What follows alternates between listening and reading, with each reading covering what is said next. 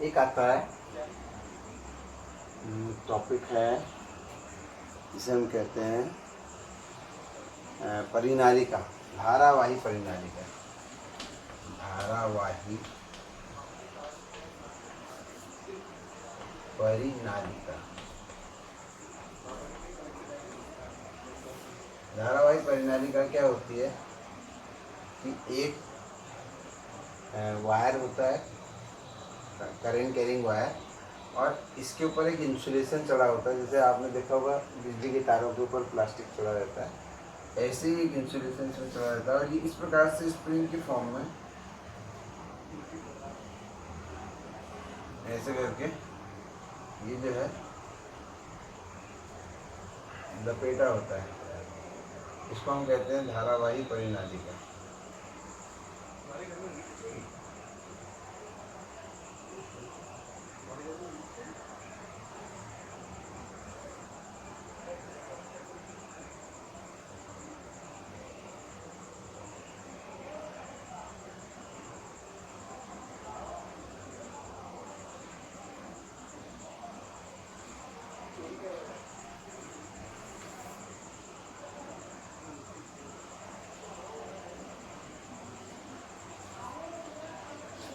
जब इसमें करंट बहाई जाती है बच्चों, तो ये एक मैग्नेट की भांति व्यवहार करने लगता है।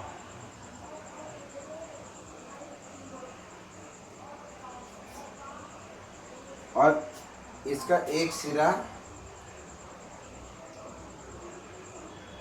साउथ बन जाता है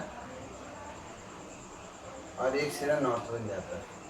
और मैग्नेटिक लाइन ऑफ फोर्स इससे निकलने लगती है। यहाँ से ऐसे अंदर को जाती है इस प्रकार से, यहाँ से ऐसे ये मैग्नेटिक लाइंस, मैग्नेटिक फील्ड ऐसा बन जाता है।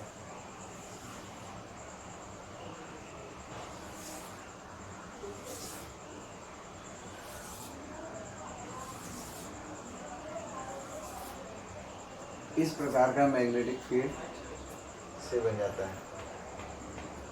जहाँ से लाइनें बाहर को निकल रही हैं मैग्नेटिक लाइंस, तो मैग्नेटिक फील्ड बन जाता है। तो it behaves as a magnet. ये एक मैग्नेट की भांति व्यवहार करने लगता है।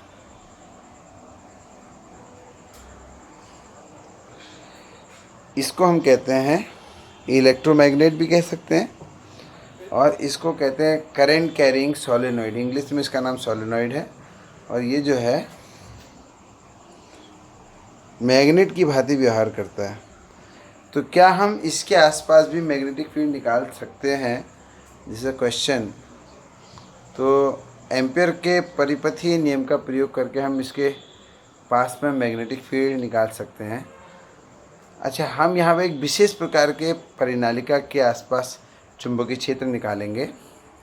वह परिनालिका एक तो पतली है और बहुत लंबी है। तो बहुत लंबी और पतली होने से जो ये लाइनें, चुंबकीय लाइनें दिखाई दे रही हैं, जो थोड़ा सा यहाँ पर कर्व नेचर की हैं, घूमी हुई हैं, वो अंदर परिनालिका के लगभग स्ट्रेट हो जाएंगी। और तो स्ट्रेट अगर लाइनें हैं, जैसे आपने विद्युत क्षेत्र में मैं भी पढ़ा था, तो विद्युत बल रेखाएं जब स्ट्रेट हो जाती हैं और इक्वी डिस्टेंस हो जाती हैं एक दूसरे से बराबर डिस्टेंस पे, तो ऐसे विद्युत क्षेत्र को हम एक समान विद्युत क्षेत्र कहते हैं। तो इसमें जो है एक समान विद्युत क्षेत्र, एक समान चुंबकीय क्षेत्र परिनालिका के अंदर बन सकता है। कब? जब हम परिनालिका को लंबा और पतला लेंगे। तो देखिए किस प्रकार से हम इसको दिखा सकते हैं। लंबी और पतली परिनालिका, थिन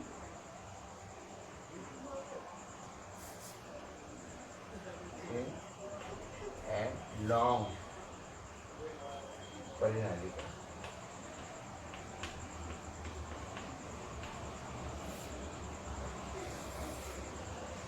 अब ऐसे कल्पना कीजिए,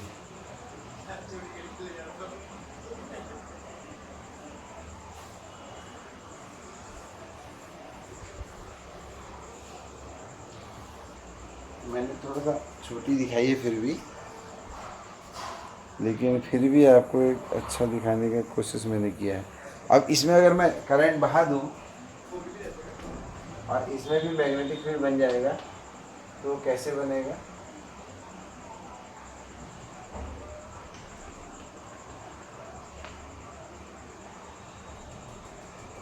आप देख रहे हैं कि इसमें मैग्नेटिक फील्ड लाइन लगभग स्ट्रेट ही हो गई है।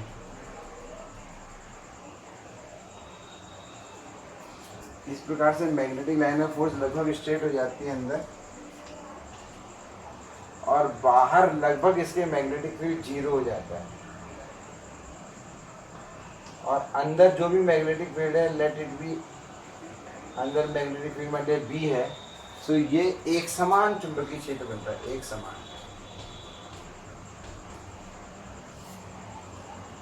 और बाहर 0 क्यों हो जाता है? क्योंकि ये जब लाइनें घूम के आएंगी तो बड़ा घेरा बनाएंगी, इस कारण just very near to solenoid जो है वो मैग्नेटिक फील्ड लगभग 0 हो जाएगा। अब हम अंडर मैग्नेटिक फील्ड इसका कैसे फाइंड आउट कर सकते हैं? इसके लिए हम एम्पियर के परिपथीय नियम का प्रयोग करेंगे। तो लंबी पतली परिनालिका के भीतर चुंबकीय क्षेत्र को निकालना।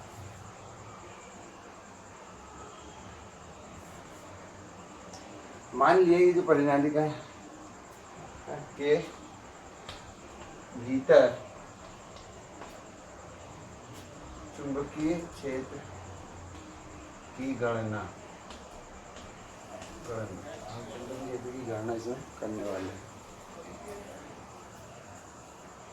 इसके लिए हमने क्या किया, एक इस प्रकार का एक लूप ले लिया, एक हमने आयताकार लूप ले लिया जिसका कुछ हिस्सा इस परिनालिका के अंदर घुसा हुआ है, इमेजिन करना है, और कुछ हिस्सा बाहर है। MNOP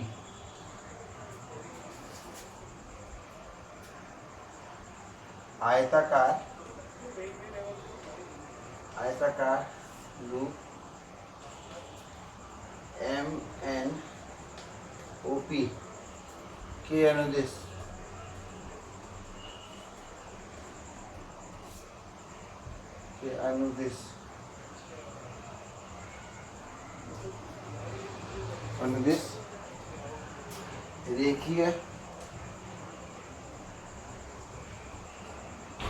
रेखीय समाकलन करने पर किसका रेखीय समाकलन करना? चुंबकीय क्षेत्र का। तो चुंबकीय क्षेत्र का रेखीय समाकलन इसमें हम करते हैं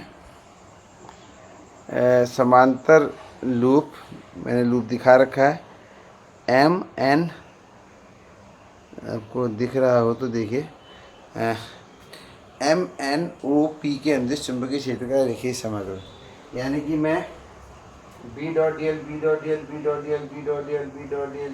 ऐसे करके पूरा एक इसमें राउंड लेना चाह रहा हूँ। तो कैसे ये होगा देखिए,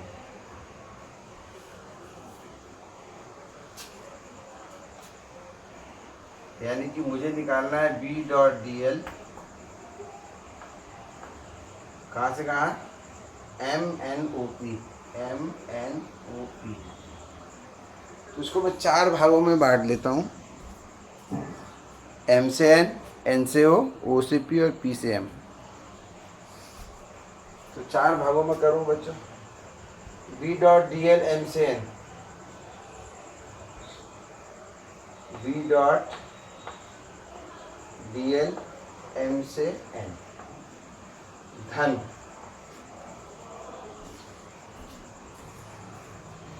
B dot D L N से O, ऐसे करके आप लिख लीजिए B dot D L N से O प्लस ऐसे करके चारों टुकड़े आप लिख लीजिए।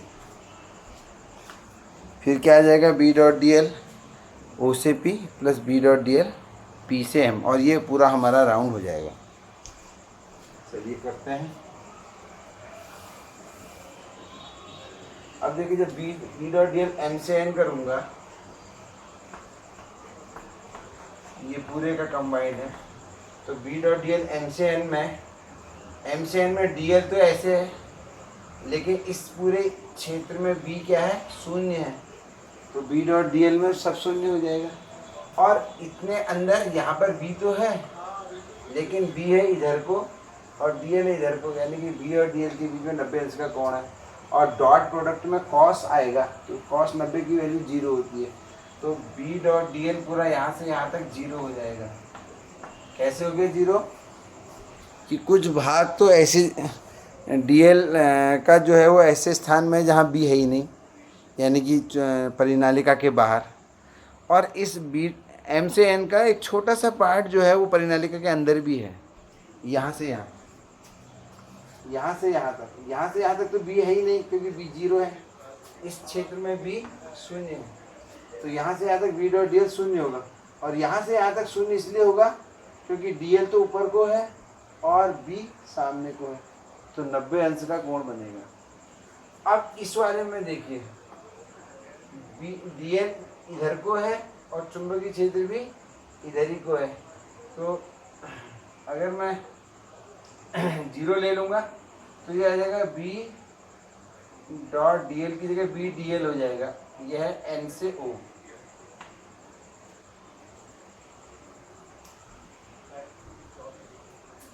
प्लस इधर फिर से देखिए ओ से पी वाला केस बिल्कुल एम से एन वाला केस है, ये भी 0 होगा, और लास्ट में पी से एम, यहाँ तो चुंबकीय क्षेत्र है ही नहीं, तो ये भी 0 होगा।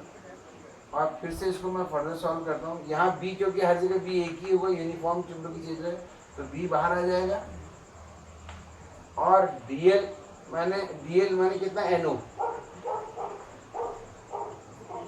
एनओ की जो लंबाई है, यहाँ पे मान लेते हैं, माना एन ओ बराबर एल और ओ पी बराबर बी, लंबाई मैंने इसकी एल ले ली और चौड़ाई मैंने इसकी बी ले ली। माना एन ओ एल है तो बी है, तो यहाँ पर क्या आ जाएगा बी इंटू एल, यानी कि इस पूरे के अनुदेश जब मैंने रेखीय समाकलन किया चुंबकीय क्षेत्र का तो बी एल आया, लेकिन परिपथ एम्पियर के नियम से, ampere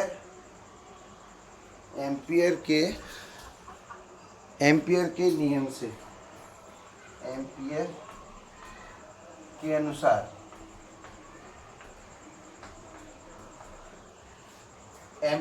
B dot D L का मान बच्चों कितना होता है?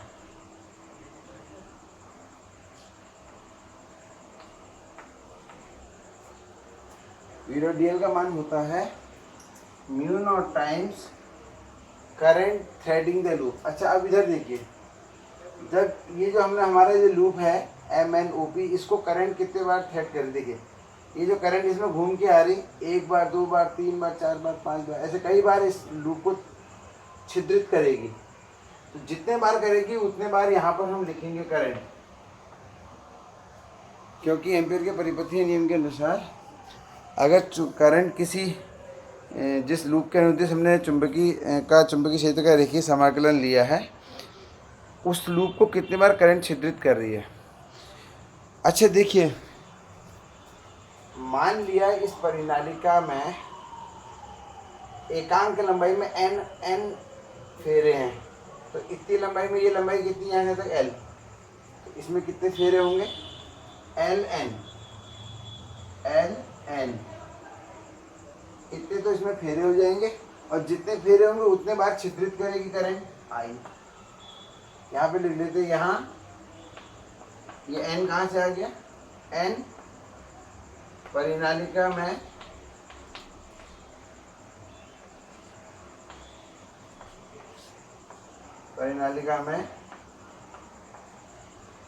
क्या है, प्रति एकांक लंबाई में फेरों की संख्या है, जहाँ n परिनालिका के प्रति एकांक लंबाई में फेरों की संख्या है। इसको एक बार से लिख देता हूँ, यहाँ n प्रति एकांक लंबाई में फेरों की संख्या है। तो प्रति एकांक लंबाई में n फेरे हैं, तो l लंबाई में कितने फेरे हो जाएंगे, जहाँ n प्रति एकांक लंबाई में फेरों की संख्या है, जहाँ n प्रति एकांक लंबाई में फेरों की संख्या है, तो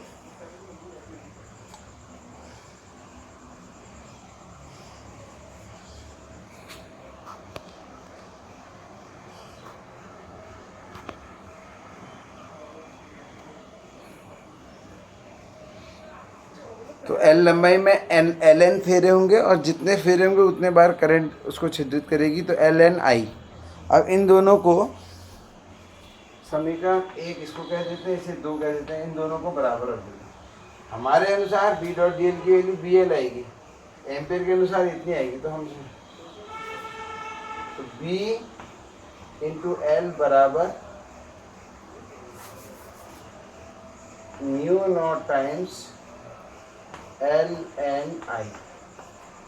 L से बच्चों L कैंसिल हो गया, तो आपका जो B है तो परिनालिका में कितना आ गया, तो परिनालिका के जो भीतर है चुंबकीय क्षेत्र वो ये आ गया। इसका माने अगर आपके पास लंबी और पतली परिनालिका है जिसमें एकांक लंबाई में फेरों की संख्या n है और I उसमें अगर धारा बह रही है, तो उसके भीतर जो चुंबकीय क्षेत्र है वो म्यू नॉट NI इस प्रकार से होगा। अब बात ये आती है कि परिनालिका के भीतर तो हमने निकाल लिया, बीचों बीच में लगभग, किनारे में चुंबकीय क्षेत्र क्या होगा। तो देखिए इसको इस प्रकार से आप समझ सकते हैं, ये एक लंबी परिनालिका है,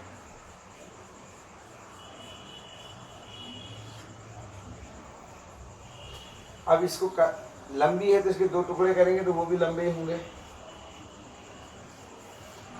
यहाँ पे चुंबकीय क्षेत्र इतना है, इस बीचों बीच में चुंबकीय क्षेत्र इतना है। अब इसको अगर हम यहाँ से कट कर दें, दो टुकड़े मान लें, तो ये जो बिंदु है ये परिनालिका के एक टुकड़े के किनारे में आ जाएगा कि नहीं। बीच वाला जो बिंदु है, अगर मैं इसको थोड़ा सा मान लूँ, इसके दो टुकड़े कर दूँ, तो ये जो बिंदु B है ये किनारे में आ जाएगा। ठीक है, चलिए अब मान लिया इस वाली परिनालिका के भी किनारे में है, इस वाली परिनालिका के भी किनारे में है, तो दोनों का आधा आधा इसमें योगदान होगा कि नहीं। दोनों का आधार मिला के इतना है, तो अकेले का कितना हो जाएगा। अगर मैं इसको हटा ही दूँ तो इसका अब तो किनारे में आ गया, और अब कितना हो जाएगा यहाँ पर चुंबकीय क्षेत्र B/2 हो जाएगा कि नहीं। तो परिनालिका के किनारे पर बच्चों जो चुंबकीय क्षेत्र होता है वो उसके सेंटर का हाफ होता है, अर्थात म्यू नॉट NI/2। इस प्रकार से बच्चों परिनालिका के कारण हम चुंबकीय क्षेत्र कैसे निकालते हैं, परिपथीय नियम का प्रयोग करके। आप इसको देख लीजिएगा, कुछ दो चार बार देखना पड़ेगा आपको, तो शायद आपको समझ में ये अच्छा आ जाए। अब इसमें एक अंतिम केस बचा है, दैट इज द टॉरॉइड। इसका तो चुंबकीय क्षेत्र से संबंधित हमने इस पूरे पाठ में दो नियम पढ़े, एक तो बायो-सावर्ट का नियम पढ़ा और दूसरा पढ़ा हमने एम्पियर का परिपथीय नियम। बायो-सावर्ट से हमने कुछ केसेस निकाले, उसमें निकाला कि कैसे चुंबकीय क्षेत्र निकाला जाता है। अब फिर हमने परिपथीय नियम का प्रयोग करके बेलनाकार स्ट्रेट चालक के कारण कैसे निकलेगा और परिनालिका के कारण कैसे निकलेगा। अब मैं आपको बताता हूँ कि टॉरॉइड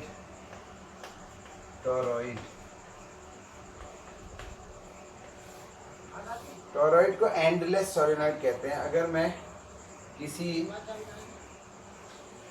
परिनालिका को ऐसे गोल कर दूं, उसके दोनों एंड को मिला दूं, यानी कि इस प्रकार से,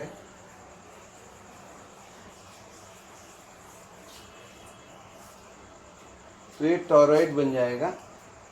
अब इसमें भी जब धारा बहाएंगे बच्चों, तो चुंबकीय क्षेत्र इस प्रकार से इसके अंदर एक समान तो नहीं बन पाएगा, क्योंकि अब इसकी गोल वक्र रेखाएं हो गई हैं। आप जानते हैं चुंबकीय क्षेत्र अगर या विद्युत क्षेत्र अगर कब एक समान होता है? जब सीधी और, हाँ लेकिन इतना जरूर है कि चुंबकीय क्षेत्र यहाँ पर एक समान तीव्रता का जरूर बनेगा। भले ही एक समान होगा नहीं, लेकिन उसकी स्ट्रेंथ एक समान रहेगी। डायरेक्शन तो क्योंकि हर पॉइंट पर अलग है। यहाँ पर डायरेक्शन ऐसे, यहाँ पर ऐसे, यहाँ पर ऐसे ऐसे, लेकिन एक समान तीव्रता का ही चुंबकीय क्षेत्र होगा।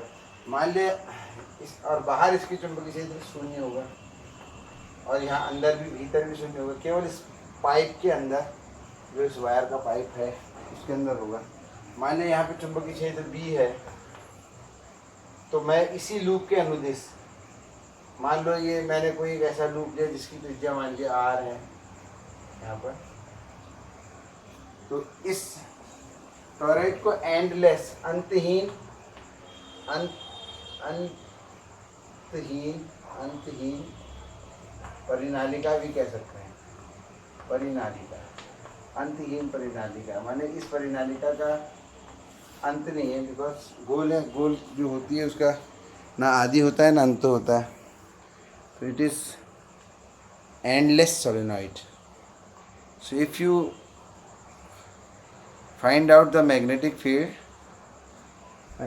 हमने एक लूप ऐसे इमेजिन कर लिया आर रेडियस का।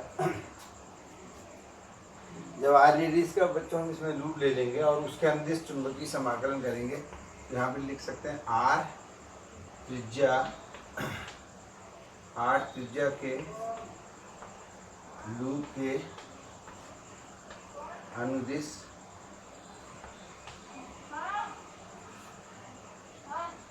बी का चुंबकीय क्षेत्र का रेखीय समाकलन करने पर, चुंबकीय क्षेत्र का रेखीय समाकलन करने पर। तो इस पूरे लूप में अगर मैं चुंबकीय क्षेत्र का रेखीय समाकलन करूँगा, तो आप जानते हैं this is called B dot D L, और ये आ जाएगा B D L. Cos zero हो जाएगा तो बी डी एल ही हो जाएगा, और क्योंकि बी इसमें जो भी है वो कांस्टेंट ही है, तो बी बाहर आ जाएगा, खाली डी एल हो जाएगा, और खाली डी एल जो है वो बी इंटू 2πr हो जाएगा। जैसा कि आपको पता है b इंटू 2πr। क्यों? क्योंकि मैंने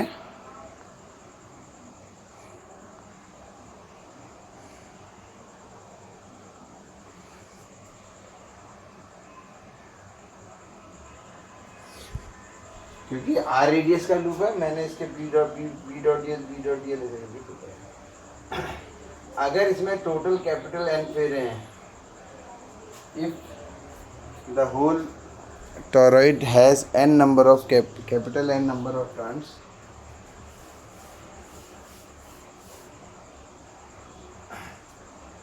यदि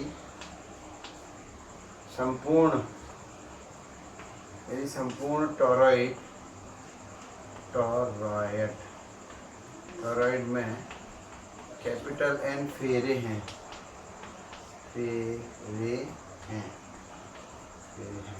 तब एम्पियर का परिपथीय नियम बी डॉट डी एल बराबर हो जाएगा म्यू नॉट टाइम, क्योंकि जितने फेरे हैं उतने टाइम्स करंट इस लूप को, हमारा लूप ये है, तो ये जितने फेरे हैं उतने बार थ्रेड होगा, तो N I, number of times the current threading the loop N I. अब इन दोनों को बराबर रख देते हैं। This is equation number 1, equation number 1, this is equation number 2। इन दोनों को बराबर रख दो बच्चों। You can guess what can be the answer, b into 2πr is equal to mu naught times N I. So b is equal to mu not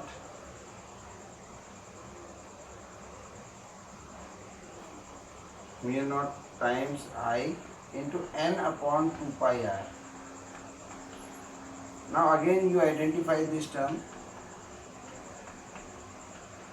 you can recognize this term mu n upon 2 pi r.